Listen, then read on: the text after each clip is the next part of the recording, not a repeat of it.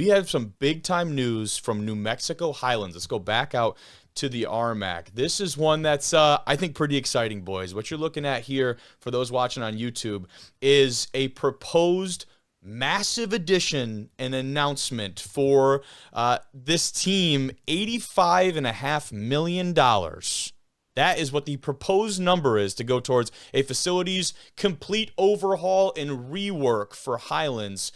And I think the biggest misconception is like, no, they don't have all this money already.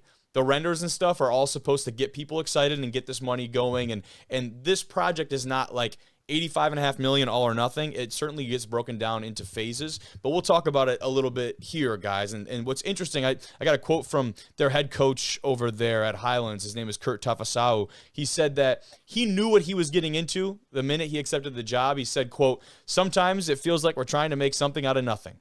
That's the challenge of being here, knowing it takes more than you got to make it a success." So dealing with when I do a little bit of research and a little bit of reading, what seems to be, I've never seen it in person, some very outdated facilities, some very outdated infrastructure out there for a team that has had a pretty solid resurgence ever since he has taken the lead. Obviously, the freshman running back, Jeffrey Jones, and some other key pieces on that offense and the team in general have made for this to be a pretty exciting season. But they are now trying to capitalize on that success and put forth some really big changes to their campus and their athletic facilities. I showed the photo of the kind of stadium deal right there. The $85.5 million athletics master plan would not only transform Highlands into an NCAA Division II gem, but would, if approved and funded almost entirely by the state, become the single largest athletics expenditure in New Mexico history. That is in the history of the state. This is a look at one of the proposed locker room type renders inside the facility. And boys, I got the link there. Definitely pull that up and take a look. It looks outrageous. And again, these are all renders to try and get people excited and to hand over their wallets and their debit cards, their credit cards.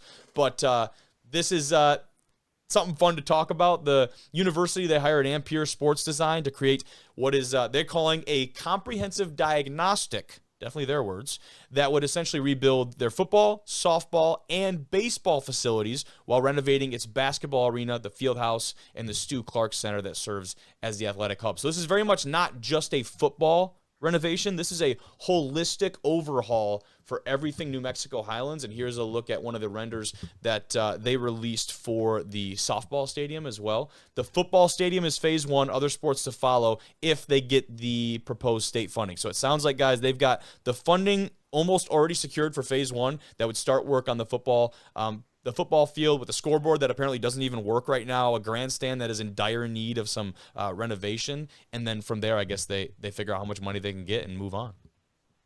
Yeah, I mean, like I've seen, schools transform overnight by just putting a little bit of money into facilities because that gets you recruits, that gets more people going to the game.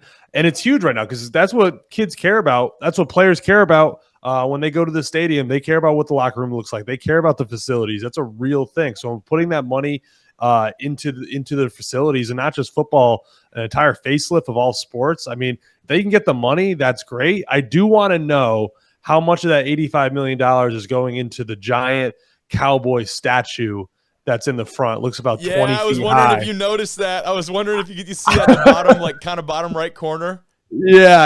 I want to know what the percentage is of that going, because that might not need to be there, but the rest of the stuff looks pretty sweet. But I just want to know the answer to that. Allegedly, reading through some of the articles, guys, it sounds like the current setup for their football stadium, they have turf there, and it's supposed to house their soccer team as well, but the turf is too close to the edge of the track, and soccer, the playing surface apparently is not good enough for soccer or not big enough, so their soccer team, from what I can understand, might not even be able to play there currently. Interesting. Yeah, that's interesting. And what, Kobe, when did you say estimated completion is? So that's the thing, is they've divvied it up into these phases. Now, phase one, assuming they move forward with this and they have a lot of the money put away already, that could be ready by the 2026 season opener, is what I saw. So that was maybe not some of the bigger facelift type things, but some improvements and changes to the football facility, and then they have multiple phases from there on out. I didn't really see a timeline for some of the other ones. I will say Tim is completely correct on the simple fact of kids these days, it's a lot of these days. Kids these days. I'm a grown ass man at 23 apparently these days. That's what everyone keeps telling me. But no, but like high school kids these days, they're very much of like, all right, like what can you offer me, right? And I think a lot of it is to do with like the NIL stuff. Obviously, at the Division 2 level, you're not necessarily dealing with NIL, but you are going to be dealing with kids that are like, well, what type of athletic department do you have? What's the strength room looking like? What's Yep. the football field looking like? So universities that are not necessarily the most, what would the word be, competitive universities, a way to set yourself apart would be to like get certain things in your football program, whether it be an indoor facility, whether it be an up-to-date weight room or new turf or new stadium. So something that like allows you to have like a selling point to now, okay, once we get these recruits in because we got these really cool things, now we can build a program, right? So it is like that's like I think a huge thing for teams, whether you are successful or you're not successful, of building your brand, and part of your brand is where you're located and what it looks like. Yeah, and part of it too, part of the proposed plan for this New Mexico Highlands deal was, and it was kind of at the bookend of it, they was listed as more of a wish than a need, but was a new indoor facility being constructed for the use of their football and other athletic teams on campus. I think that was kind of on the bottom of their wish list. It was a little bit more of a reach, I think, but there's definitely a couple reaches there, fellas. But